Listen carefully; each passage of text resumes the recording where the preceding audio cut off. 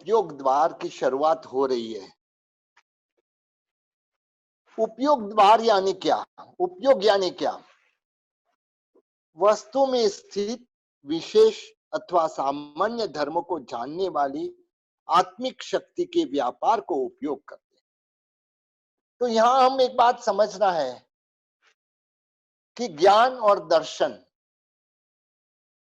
ज्ञान और दर्शन, दर्शन यानी वस्तु का सामान्य बोध, ज्ञान यानी विशेष बोध। तो फिर उपयोग क्यों? वापस एक सामान्य एग्जांपल से समझेंगे। मतलब भाई कोई व्यक्ति कार चलाने वाले को देखता है और उससे मतलब ज्ञान लेता है कि मतलब कैसे कार चलाई जाती है, कैसे वह होता है। मतलब लेकिन जब तक वह कार चलाता नहीं है, कार चलाने का जो कला है उसका उपयोग नहीं करता है, तब तक उसके पास ज्ञान और दर्शन है लेकिन उसका उपयोग नहीं है। मतलब खाना पकाने वाले को देखते हैं, मतलब कि ऐसे बना रहा है या ऐसे बना रहा, रोटी ऐसे बना रहा है करके, मतलब ज्ञान भी है रोटी कैसे बनाना चाहिए, मतलब कि रोटी में मतलब यह वस्तु चाहिए, लेकिन जब तक बनाएंगे नहीं तब तक वह, तो इसके लिए यह जो उपयोग द्वार है, मतलब यह हम जो वस्तु, हमारे पास जो ज्ञान और दर्शन है मतलब उसका उपयोग करना, इसका नाम है यह 15वां उपयोग द्वार। तो यहां दो प्रकार का उपयोग बताया है। पहला है साकार उपयोग और दूसरा है निराकार उपयोग। साकार उपयोग यानी वस्तु में स्थित विशेष धर्म को बताने वाली आत्मिक शक्ति के व्यापार को साकार उपयोग कहते हैं, क्योंकि यह जो व्यापार है उसको उपयोग कहा जाता है। मतलब इसे विशेष उपयोग भी कहते हैं। निराकार उपयोग यानी क्या? वस्तु में स्थित सामान्य धर्म को बताने वाली आत्मिक शक्ति के व्यापार को निराकार उपयोग कहते हैं। उसे दर्शन उपयोग भी कहते हैं और सामान्य उपयोग भी कहते हैं। मतलब इसका दोनों मतलब दर्शन उपयोग भी कहा जाता है और सामान्य उपयोग भी कहा जाता है। साकार उपयोग कितने प्रकार के हैं? साकार उपयोग दो प्रकार के हैं। पहला है ज्ञानोपयोग और दूसरा है अज्ञानोपयोग। ज्ञानोपयोग किसे कहते हैं? 5 प्रकार के जो ज्ञान है, मतलब मति ज्ञान का उपयोग व मति ज्ञान उपयोग, श्रुत ज्ञान का उपयोग व श्रुत ज्ञान उपयोग, अवधि ज्ञान का उपयोग व अवधि ज्ञानोपयोग, मन प्रयोग ज्ञान का उपयोग व मन प्रयोग ज्ञानोपयोग, और केवल ज्ञान का उपयोग व केवल ज्ञानोपयोग। मति ज्ञानोपयोग किसे कहते हैं? तो मन और इंद्रिय की सहायता से वस्तु में स्थित विशेष धर्म को बताने वाली सम्यक्त्व सहित आत्मिक शक्ति के व्यापार को, मेन यहाँ व्यापार हर जगह पे मतलब लगता है, व्यापार को मति ज्ञानोपयोग करते हैं। मतलब ऐसे शुद्ध ज्ञानोपयोग, मति आदमी में बुद्धि रहती है मतलब, लेकिन उसका जब उपयोग करते हैं तब मतलब यह उपयोग में आती है। शुद्ध ज्ञानोपयोग मन और इंद्रिय की सहायता से शास्त्र ग्रंथ आदि के श्रवण वांचन आदि से शब्द में छिपे हुए अर्थ का ज्ञान कराने वाली सम्यक्त्व सहित आत्मिक शक्ति के व्यापार को श्रुत ज्ञानोपयोग कहते हैं। तो श्रुत आता है लेकिन वापस उसका चिंतन मनन करना, मतलब इसके द्वारा जो इसका उपयोग होता है वह श्रुतो ज्ञानोपयोग है। इसके बाद में आता है अवधि ज्ञानोपयोग। मन और इंद्रिय की सहायता के बिना मात्र रूपी द्रव्य में स्थित विशेष धर्म को बताने वाली सम्यक्त्व सहित आत्मिक शक्ति के व्यापार को अवधि ज्ञानोपयोग कहते हैं। मन प्रयोग ज्ञानोपयोग यानी मन और इंद्रिय की सहायता के बिना ढाई द्वीप में रहे हुए सन्निहित प्राणियों के मन के विचारों को बताने वाली आत्मिक शक्ति के व्यापार को मन प्रयोग ज्ञानोपयोग करते हैं। इसके बाद में केवल ज्ञानोपयोग त्रिकाल में स्थित समस्त द्रव्य एवं उनके समस्त पर्यायों में स्थित विशेष धर्म को एक साथ बताने वाली आत्मिक शक्ति के व्यापार को केवल ज्ञानोपयोग कहते हैं। अज्ञानोपयोग कितने प्रकार के हैं? तो तीन प्रकार के, जैसे मति ज्ञान, श्रुत मति अज्ञान, श्रुत अज्ञान और विवग ज्ञान, तो इसी प्रकार से यहाँ पे भी उसका उपयोग भी मति अज्ञान उपयोग, श्रुत अज्ञान उपयोग और अवधि अज्ञान उपयोग, इस तरह से तीन प्रकार से यह अज्ञान का उपयोग है। मति अज्ञान उपयोग किसे कहते हैं? कि मन और इंद्रिय से वस्तु के विशेष धर्म को बताने वाली सम्यक्त्व रहित शक्ति, सम्यक्त रहित आत्मिक शक्ति के व्यापार को मति अज्ञान उपयोग कहते हैं। ऐसे श्रुत अज्ञान उपयोग किसे कहते हैं? शास्त्र ग्रंथादि श्रवण अथवा वांचन आदि से शब्द के साथ अर्थ का ज्ञान कराने वाले सम्यक्त्व रहित आत्मिक शक्ति के व्यापार को श्रुत अज्ञान उपयोग कहते हैं। ऐसे अवधि अज्ञान उपयोग किसे कहते हैं? मन और इंद्रिय की सहायता के बिना मात्र रूपी द्रव्य में स्थित विशेष धर्म को बताने वाली सम्यक्त्व रहित आत्मिक शक्ति को व्यापार को अवधि ज्ञानोपयोग, अवधि अज्ञानोपयोग कहते हैं। इसे विभंग ज्ञानोपयोग भी कहा जाता है। दर्शन उपयोग कितने प्रकार है? दर्शन उपयोग के चार प्रकार है। दर्शन की अपेक्षा से चक्षु दर्शनोपयोग, अचक्षु दर्शनोपयोग, अवधि दर्शनोपयोग, केवल दर्शनोपयोग। चक्षु दर्शनोपयोग यानी क्या? चक्षु यानी आंख की सहायता से वस्तु में स्थित सामान्य धर्म को बताने वाली आत्मिक शक्ति के व्यापार को चक्षु दर्शन उपयोग कहते हैं। अचक्षु दर्शन उपयोग यानी क्या? चक्षुर इंद्रिय के अतिरिक्त शेष चार इंद्रियों से किसी भी इंद्रिय की सहायता से एवं मन के द्वारा वस्तु में स्थित सामान्य धर्म को बताने वाली आत्मिक शक्ति के व्यापार को अचक्षु दर्शन उपयोग कहते हैं। वैसे अवधि दर्शन उपयोग यानी क्या? मन और इंद्रिय की सहायता के बिना मात्र रूपी द्रव्यों में स्थित सामान्य धर्म को बताने वाली आत्मिक शक्ति को यह व्यापार को अवधि दर्शना उपयोग कहते हैं। केवल दर्शना उपयोग यानी क्या? मतलब तीन काल में स्थित समस्त द्रव्यों एवं उनकी समस्त पर्यायों में स्थित सामान्य धर्म को बताने वाली आत्मिक शक्ति के व्यापार को केवल दर्शना उपयोग कहते हैं। मतलब तो इस तरह से मतलब 8, 5 ज्ञानोपयोग, 3 अज्ञानोपयोग और 4 दर्शनोपयोग, तो टोटल इस प्रकार से 12 प्रकार का उपयोग होता है। तो पृथ्वी काय, अपकाय और वनस्पति काय के जीव में कितने उपयोग पाए जाते हैं? तो सिद्धांत अनुसार 3 उपयोग, उनमें मति अज्ञान उपयोग होता है, श्रुत अज्ञान उपयोग होता है और अचक्षु दर्शना उपयोग होता है।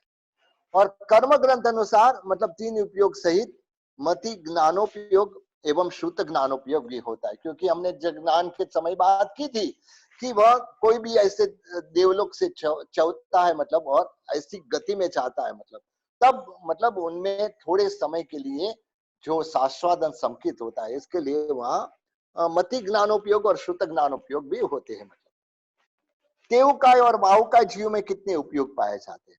वहां 3 उपयोग है, मति अज्ञानोपयोग, श्रुत अज्ञानोपयोग और अचक्षु दर्शनोपयोग। बेइंद्रिय तेन्द्रिय में कितने उपयोग होते हैं? मतलब बेइंद्रिय तेन्द्रिय में मति ज्ञानोपयोग, श्रुत ज्ञानोपयोग, मति अज्ञानोपयोग, श्रुत अज्ञानोपयोग और अचक्षु दर्शन उपयोग। चौरिंद्रिय में कितने उपयोग होते हैं? उस जो ऊपर के 5 बताए उसमें मतलब एक चक्षु दर्शना उपयोग ऐड होके 6 होते हैं। मतलब अब मतलब 10 भवनपति देव, व्यंतर देव, ज्योतिष देव, वैमानिक देव, नारकी, गर्भत तिर्यंश में कितने उपयोग पाए जाते हैं? तो उनमें मतलब मति ज्ञानोपयोग, श्रुत ज्ञानोपयोग, अवधि ज्ञानोपयोग, मति अज्ञानोपयोग, श्रुत अज्ञानोपयोग और अवधि अज्ञानोपयोग, और चक्षु दर्शन उपयोग, अचक्षु दर्शन उपयोग और अवधि दर्शन उपयोग। तो इस प्रकार से मतलब 9 उपयोग यह भवनपति, व्यंतर, ज्योतिष, वैमानिक देव, नारकी, गर्भत तिर्यंश में इतने उपयोग पाए जाते हैं। अनुत्तर वैमानिक देवों में कितने उपयोग पाए जाते हैं? 6 उपयोग रहते हैं उनमें, मति, श्रुत और अवधि दर्शना उपयोग और चक्षु अचक्षु अवधि दर्शना उपयोग। तो इस प्रकार से 3 6 उपयोग मतलब अनुत्तरवासी देवता जो रहते उसमें पाए जाते। गर्भज मनुष्य में कितने उपयोग पाए जाते हैं? तो गर्भज मनुष्य में 12 सब उपयोग पाए जाते हैं। कर्म भूमि मनुष्य में कितने उपयोग पाए जाते हैं? तो यहाँ पे भी 12 उपयोग पाए जाते हैं। भरत क्षेत्र, ऐरवत क्षेत्र एवं महाविद्य क्षेत्र की अपेक्षा से कितने उपयोग है? मतलब भरत एवं ऐरावत क्षेत्र में अवसर्पिणी एवं उत्सर्पिणी के तीसरे और चौथे आर्य में 12 उपयोग पाए जाते हैं। भरत एवं ऐरावत क्षेत्र में शेष आरों में 6 उपयोग, यानी मति श्रुत उपयोग, मति श्रुत अज्ञान उपयोग, चक्षु अचक्षु और दर्शन उपयोग पाए जाते हैं। मतलब ये 6 उपयोग पाए जाते हैं। महाविद्य क्षेत्र में सर्वथा चतुर्थ आरा जैसा प्रवर्तमान होने से वहां 12 से 12 उपयोग पाए जाते हैं। अकर्म भूमि तथा अंतर्द्वीप के मनुष्य में कितने उपयोग पाए जाते हैं? वहां पे भी 6 उपयोग पाए जाते। मति ज्ञानोपयोग, श्रुत ज्ञानोपयोग, मति अज्ञानोपयोग, श्रुत अज्ञानोपयोग, चक्षु दर्शन उपयोग और अचक्षु दर्शन उपयोग। मति ज्ञानोपयोग और श्रुत ज्ञानोपयोग कितने दंडक में पाए जाते हैं? अभी उस अपेक्षा से हम देखेंगे। मतलब सिद्धांत अनुसार 5 स्थावरों के सिवाय 19 दंडकों में पाए जाते हैं और कर्म ग्रंथ अनुसार 22 दंडकों में पाए जाते। यानी जो 19 दंडक है उसमें मतलब पृथ्वी काय, अपकाय और वनस्पति काय भी मति श्रुत का श्रुत ज्ञान का उपयोग होता है। अवधि ज्ञानोपयोग कितने दंडक में पाए जाते? 16 दंडक में देव के 13 दंडक, नारकी का 1 दंडक, गर्भज मनुष्य एवं गर्भज तिर्यंश, इस प्रकार से 16 दंडक में मतलब ये पाए जाते हैं। मन प्रयोग ज्ञानोपयोग एवं केवल ज्ञानोपयोग कितने दंडक में पाए जाते हैं? गर्भज मनुष्य के मात्र 1 ही दंडक में ये पाए जाते हैं। मति अज्ञानोपयोग एवं श्रुत अज्ञानोपयोग कितने दंडक में पाए जाते हैं? समस्त 24 दंडकों में यह पाया जाते हैं। अवधि ज्ञानोपयोग, अवधि अज्ञानोपयोग कितने दंडक में पाए जाते हैं? अवधि अज्ञानोपयोग की भांति 16 दंडक में भी पाए जाते हैं। अवधि ज्ञानोपयोग की के मुताबिक ही 16 दंडक में ये पाए जाते हैं। अचक्षु दर्शन उपयोग कितने दंडक में होते हैं? सभी 24 दंडकों में अचक्षु दर्शन उपयोग होते हैं। चक्षु दर्शन उपयोग कितने दंडक में पाए जाते हैं? तो 17 दंडक में देव के 13, गर्भज मनुष्य, गर्भज तिर्यंश, नारकी और चौरेंद्रिय, तो इस प्रकार से मतलब 17 दंडकों में होते हैं। अवधि दर्शन उपयोग कितने दंडक में पाए जाते हैं? उपरोक्त जो 17 दंडकों में से चौरेंद्रिय को छोड़ के मतलब बाकी के 16 दंडकों में अवधि दर्शन उपयोग पाए जाते हैं। केवल दर्शन उपयोग कितने दंडक में पाए जाते हैं? गर्भज मनुष्य एवं गर्भज मनुष्य के एकमात्र दंडक में केवल दर्शन उपयोग पाया जाता है। 3 उपयोग कितने दंडक में पाए जाते हैं? सिद्धांत अनुसार पृथ्वी काय आदि 5 स्थावरों के 5 दंडकों में और कर्म ग्रंथ अनुसार देव काय और वायु काय 2 दंडकों में 3 उपयोग रहते हैं। 5 उपयोग कितने दंडक में पाए जाते हैं? सिद्धांत अनुसार बेइंद्रिय एवं तेइंद्रिय के 2 दंडकों में, कर्म ग्रंथ अनुसार पृथ्वी काय, अपकाय, वनस्पति काय, बेइंद्रिय और तेइंद्रिय में, तो इस प्रकार 5 दंडकों में। 6 उपयोग कितने दंडक में पाए जाते हैं? चौरिंद्रिय के 1 दंडक में ही 6 उपयोग पाए जाते हैं। 9 उपयोग कितने दंडक में पाए जाते हैं? 15 दंडकों में देव के 13 दंडक, गर्भज तिर्यंश और नारकी, इस प्रकार से मतलब 15 दंडकों में ये पाए जाते हैं। 12 उपयोग, 12 उपयोग कितने दंडक में पाए जाते हैं? सिर्फ एक ही है, गर्भज मनुष्य के 1 ही दंडक में पाए जाते हैं। अब मतलब ज्ञानोपयोग कितने दंडक में पाए जाते हैं? मतलब 19 दंडक में 5 स्थावर को छोड़ के मतलब पाए जाते हैं और कर्म ग्रंथ अनुसार 22 दंडकों में देवकाय वाहुकाय को छोड़ के पाए जाते हैं। अज्ञान उपयोग कितने दंडक में पाए जाते हैं? समस्त दंडकों में 24 दंडक में अज्ञान उपयोग रहता है। दर्शन प्रयोग कितने दंडक में पाए जाते हैं? समस्त दंडकों में दर्शन उपयोग होता है। अभी गति की अपेक्षा से देखेंगे, मनुष्य गति में कितने उपयोग पाए जाते हैं? तो 12 उपयोग पाए जाते हैं। देव, तिर्यंश और नरक गति में कितने कितने उपयोग पाए जाते हैं? वहां 9 उपयोग पाए जाते हैं। त्रस में कितने उपयोग पाए जाते हैं? त्रस में 12 उपयोग पाए जाते हैं। स्थावर में कितने उपयोग पाए जाते हैं? सिद्धांत के अनुसार 3 उपयोग कहे गए और कर्म ग्रंथ अनुसार 5 उपयोग कहे गए। गर्भज जीवों में कितने उपयोग पाए जाते हैं? 12 उपयोग। ऐसे समूर्छित जीव में कितने उपयोग पाए जाते हैं? तो 6 उपयोग। औपातिक जीव में कितने उपयोग पाए जाते हैं? तो 9 उपयोग। बादर जीवों में कितने उपयोग पाए जाते हैं? तो 12 उपयोग। वैसे ही उसके ऑपोजिट सूक्ष्म जीवों में कितने उपयोग पाए जाते हैं? सिर्फ 3 उपयोग। ऊर्ध्व, मध्य एवं अधोलोक में कितने उपयोग पाए जाते हैं? वहां पे भी 12 उपयोग, क्योंकि आगे समझाया गया है कि किस प्रकार से 12 उपयोग तीनों लोक में होते हैं। पुरुष वेद, स्त्री वेद और नपुंसक वेद में कितने उपयोग पाए जाते हैं? पुरुष वेद एवं स्त्री वेद तथा नपुंसक वेद में 12-12 उपयोग सभी पाए जाते हैं। अभी सन्नी और असन्नी की अपेक्षा से देखेंगे, सन्नी जीवों में कितने उपयोग पाए जाते हैं? तो 12 उपयोग पाए जाते हैं। असन्नी जीवों में कितने उपयोग रहते हैं? 6 उपयोग रहते हैं। प्रत्येक जीव में कितने उपयोग पाए जाते हैं? 12 उपयोग पाए जाते हैं। वैसे ही साधारण जीवों में कितने उपयोग होते हैं? 3 उपयोग, मति अज्ञानोपयोग, श्रुत अज्ञानोपयोग और अचक्षु दर्शन उपयोग। भव्य जीवों में कितने उपयोग पाए जाते हैं? तो 12 उपयोग। वैसे उसके ऑपोजिट अभव्य जीव में कितने उपयोग पाए जाते हैं? तो कर्म ग्रंथ अनुसार 5 उपयोग रहते हैं। मति अज्ञान उपयोग, श्रुत अज्ञान उपयोग, अवधि अज्ञान उपयोग, चक्षु दर्शन उपयोग और अचक्षु दर्शन उपयोग। और सिद्धांत अनुसार अवधि दर्शन उपयोग सहित 6 दर्शन पाए जाते हैं। सबसे अधिक दंडकों में पाए जाने वाले उपयोग कौन से हैं? तो मति अज्ञान उपयोग, श्रुत अज्ञान उपयोग और अचक्षु दर्शन उपयोग, यह समस्त 24 दंडकों में होते हैं। सबसे कम दंडकों में पाए जाने वाले उपयोग कौन से हैं?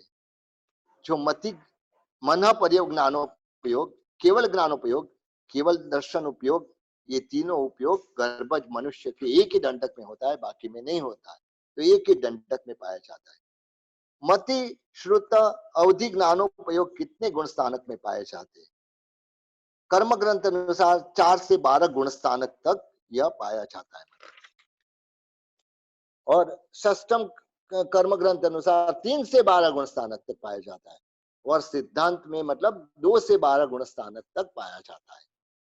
मन प्रयोग ज्ञानोपयोग कितने गुण स्थानक में पाया जाता है? तो 7 गुण स्थानक में, 6 से लगा के 12 गुण स्थानक तक मन प्रयोग ज्ञान का उपयोग होता है। केवल ज्ञानोपयोग कितने गुण स्थानक में पाया जाता है? सिर्फ 2 गुण स्थानक में, 13वां और 14वां गुण स्थानक में केवल ज्ञानों का उपयोग होता है। मति, श्रुत और अवधि ज्ञानोपयोग कितने गुण स्थानक में पाए जाते हैं? कर्म ग्रंथ अनुसार 1 से 3 गुण स्थानक। वापिस छठा कर्म ग्रंथ अनुसार 1 व 2 गुण स्थानक। तो और सिद्धांत अनुसार सिर्फ प्रथम गुण स्थानक। तो इस तरह से विवेक्षा वेग की अपेक्षा से बताया। चक्षु और अचक्षु दर्शनोपयोग कितने गुण स्थानक में पाया जाता है? 12 गुण स्थानक में पाए जाते हैं। अवधि दर्शनोपयोग कितने गुण स्थानक में पाए जाते हैं?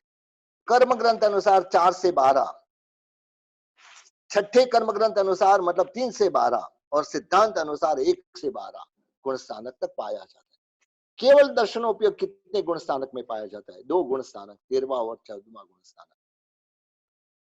साकार उपयोग और निराकार उपयोग में अंतर क्या है? मतलब हमको मतलब जो आगे बताया कि साकार उपयोग और निराकार उपयोग 2 प्रकार के उपयोग है। वस्तु में स्थित विशेष धर्म में प्रवृत्त होने वाला साकार उपयोग कहलाता है। वस्तु में स्थित विशेष धर्म में प्रवृत्त होना, यानी उसकी प्रवृत्ति करना, मतलब वह साकार उपयोग कहलाता है। जबकि वस्तु में स्थित सामान्य धर्म में प्रवृत्त होने वाला वह निराकार उपयोग है। दूसरी तरह से साकार उपयोग के ज्ञानोपयोग एवं अज्ञानोपयोग रूप 2 भेद है, जबकि निराकार उपयोग के दर्शन उपयोग रूप केवल एक ही भेद बताया है। साकार उपयोग के उत्तर भेद 8 होते हैं, जबकि निराकार उपयोग के उत्तर भेद 4 होते हैं। तो इस तरह से यह साकार और निराकार उपयोग में जो फर्क है, मतलब उसका अंतर बताया। सम्यक जीवों में कितने उपयोग पाए जाते हैं?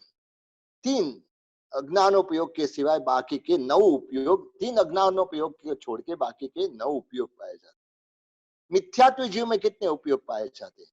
तो सिद्धांत अनुसार 6 उपयोग, यानी 3 अज्ञानोपयोग और चक्षु अचक्षु अवधि दर्शनोपयोग।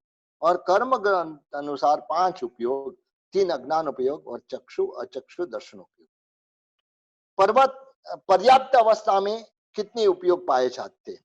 पर्याप्त अवस्था में 12 उपयोग पाए जाते हैं। अपर्याप्त अवस्था में कितने उपयोग पाए जाते हैं? 9 उपयोग।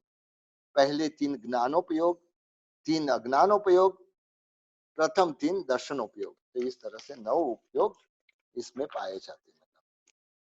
तो यहां तक मतलब हमने ये उपयोग द्वार देखा। मतलब अभी हम आगे बढ़ते हुए जो 16वां उत्पात एवं 17वां च्यवन, ये दोनों द्वार साथ में करते हैं। मतलब 16वां उत्पात और 17वां जो च्यवन द्वार है, मतलब उसको एक साथ में करते हैं। मतलब पहले उत्पात यानी क्या? मतलब उपपात यानी जन्म लेना, उसको उपपात बोलते हैं। नारक आदि पर्याय में जन्म लेने की प्रक्रिया को उपपात कहते हैं। च्यवन किसे कहते हैं? च्यवन यानी जीव का मृत्यु होना, मृत्यु को प्राप्त करना, उसे च्यवन कहा। ऐसे मतलब हमारा परमात्मा का च्यवन कल्याण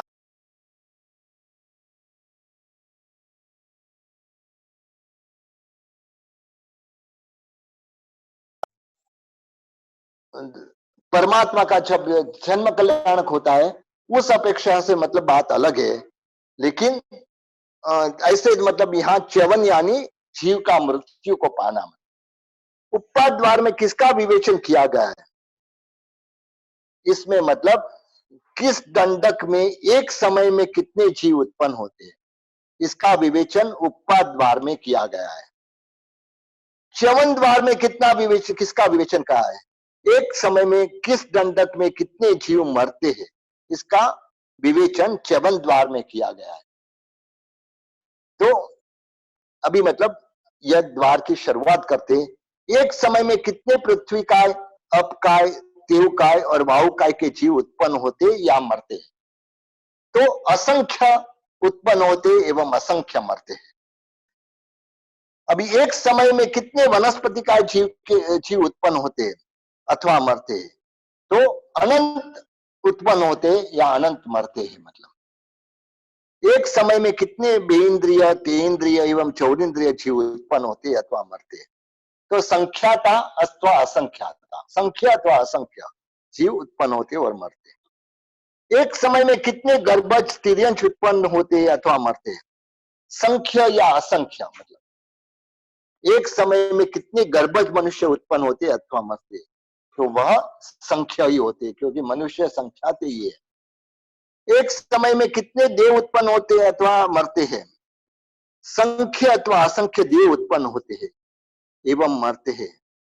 परंतु जो 9वां देवलोक है, वहां से लगा कि अनुत्तरवासी जो देव है, मतलब अनुत्तर वैमानिक देव तक उपपात और च्यवन संख्याता ही है। मतलब क्योंकि वहां से जो देव है, मतलब या तो मनुष्य गति से आते और मनुष्य गति में जाने वाले होते, उसके लिए वहां की संख्या संख्याती है। एक समय में सहस्रार के ऊपर के देवलोक में च्यवन तथा उपपात की संख्या संख्याती क्यों है? मतलब क्योंकि यही बताया कि जो गर्भज मनुष्य संख्याती कहे गए, मतलब तो उसके लिए मतलब वहां गति, जो जाना और आना दोनों, मतलब वहां से संख्याती हो सकता है।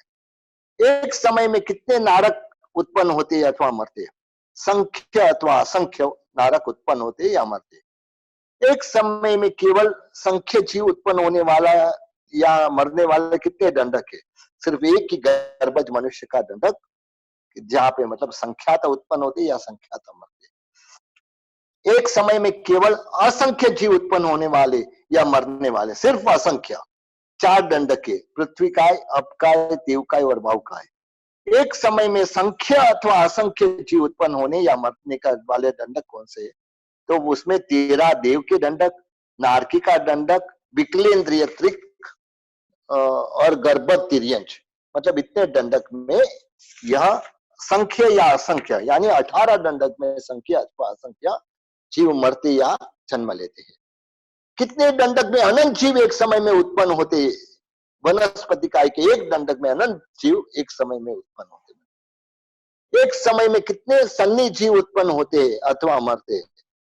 वहां पे भी संख्या अथवा असंख्य सन्नी जीव उत्पन्न होते या मरते। एक समय में कितने असन्य जीव उत्पन्न होते अथवा मरते? तो वह अनंत है, क्योंकि जो साधारण वनस्पति काय की अपेक्षा यहाँ आ गई। मतलब देव गति एवं नरक गति में एक समय में कितने जीव उत्पन्न होते अथवा मरते? वहां पे भी संख्या अथवा असंख्य। मनुष्य गति में एक समय में कितने जीव उत्पन्न होते या मरते? वहां संख्य तिर्यंच गति में एक समय में कितने जीव उत्पन्न होते अथवा मरते, मतलब तो तिर्यंच गति में अनंत, क्योंकि वहां पे भी साधारण वनस्पति का इंक्लूडेड है तिर्यंच गति में। एक समय में कितने त्रस्त जीव उत्पन्न होते हैं अथवा मरते हैं, त्रस्त जीव संख्या अथवा असंख्य। एक समय में कितने स्थावर जीव उत्पन्न होते अथवा मरते, वहां पे भी अनंत जीव उत्पन्न होते या मरते। एक समय में कितने गर्भज जीव उत्पन्न होते अथवा मरते, संख्या अथवा असंख्य। एक समय में कितने समूर्छिम जीव उत्पन्न होते अथवा मरते, तो वहां पे भी यह अनंत है। मतलब एक समय में कितने औपपातिक जीव उत्पन्न होते अथवा मरते, तो संख्या अथवा असंख्य। एक समय में कितने एकेंद्रिय जीव उत्पन्न होते अथवा मरते, तो वहां पे भी अनंत है। मतलब क्योंकि वहां पे भी साधारण वनस्पति का वहां आ गया। एक समय में कितने पंचेंद्रिय जीव उत्पन्न होते अथवा मरते, तो वहां पे भी संख्या अथवा असंख्य।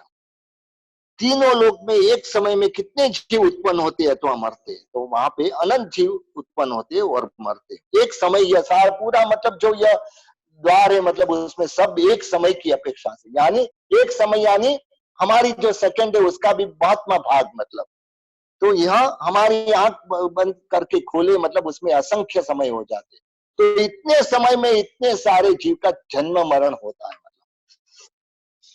एक समय में कितने नपुंसक वेदी जीव उत्पन्न होते अथवा मरते, तो वहां पे भी अनंत है। मतलब क्योंकि नपुंसक में यह सब बाकी के सब नीचे के आगे है। मतलब एक समय में कितने पुरुष अथवा स्त्री वेदी जीव उत्पन्न होते, तो वहां पे भी संख्या अथवा असंख्य। मतलब एक समय में कितने बादर और सूक्ष्म जीव उत्पन्न होते अथवा मरते, तो वहां पे भी अनंत जीव उत्पन्न होते और मरते। मतलब एक समय में प्रथम गुण स्थानक में कितने जीव उत्पन्न होते अथवा मरते, वह भी अनंत जीव, मिथ्या दृष्टि गुण स्थानक में अनंत जीव उत्पन्न होते और मरते। एक समय में दूसरे, तीसरे और चौथे गुण स्थानक में कितने जीव उत्पन्न होते अथवा मरते, दूसरे एवं चौथे गुण स्थानक में संख्या अथवा असंख्य जीव उत्पन्न होते अथवा मरते हैं।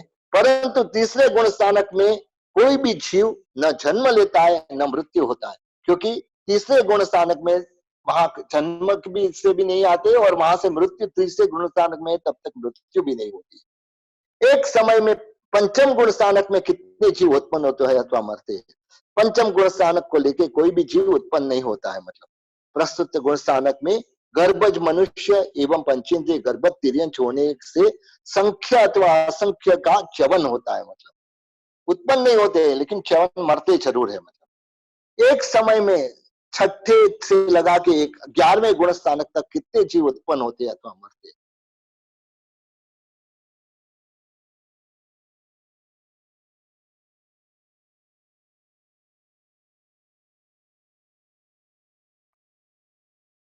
एक समय में 12वें, 13वें और 14वें गुण स्थानक में कितने जीव उत्पन्न होते अथवा मरते।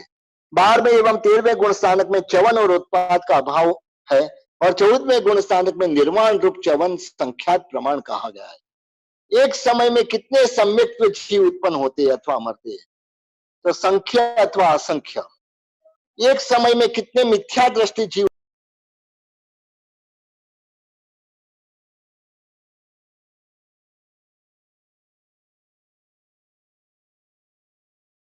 अवस्था में किसी भी जीव का जन्म नहीं होता है, क्योंकि प्रत्येक जीव समय अपर्याप्त ही होता है। पर्याप्त अवस्था में अनंत जीवों का च्यवन होता है। एक समय में अपर्याप्त अवस्था में कितने जीव उत्पन्न होते अथवा मरते, तो अपर्याप्त अवस्था में अनंत जीव उत्पन्न होते या मरते। मतलब तो इस प्रकार से यहाँ पे मतलब अपना जो द्वार यहाँ पूरा होता है। यहाँ द्वार पूरा होने से मतलब अभी आगे का जो द्वार है, मतलब उपपात और च्यवन का विरह काल जो बताना है, मतलब वह थोड़ा लंबा है, तो कल के क्लास में यह कंटिन्यू करेंगे और आज की मीटिंग यहाँ पूरी करते हैं। मतलब